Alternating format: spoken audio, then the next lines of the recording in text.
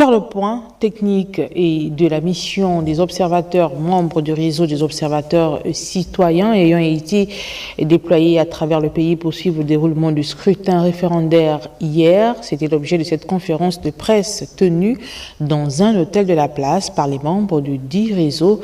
Dave Mbele-Pendi et Ludovic Bitegué nous font le point de cette activité.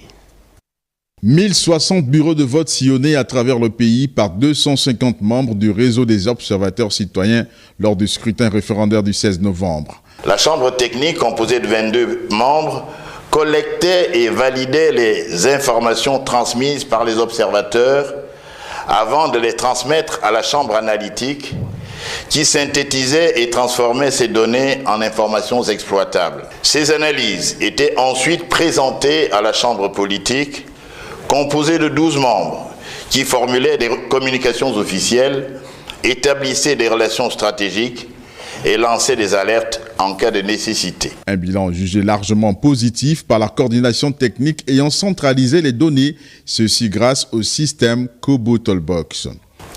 Grâce à des observateurs formés au standard Bridge et à la technologie Kobo Toolbox permettant une géolocalisation précise, le ROC a pu gérer les incidents en temps réel et collaborer avec les autorités pour le suivi des événements signalés sur le terrain.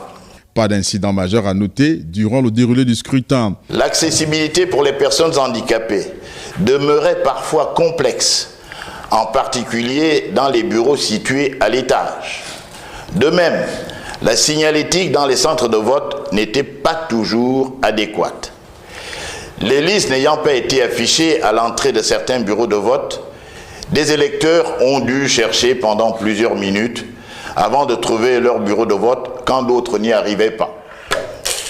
Les enveloppes prévues pour le référendum se sont révélées peu pratiques à manipuler pour de nombreux électeurs.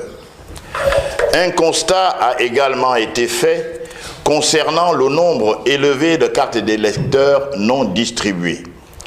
Les observateurs n'ont pas pu assister aux opérations de dépouillement dans certains bureaux de vote. En attendant la proclamation des résultats par les instances habilitées, les observateurs notent cependant que le scrutin a été parfaitement organisé.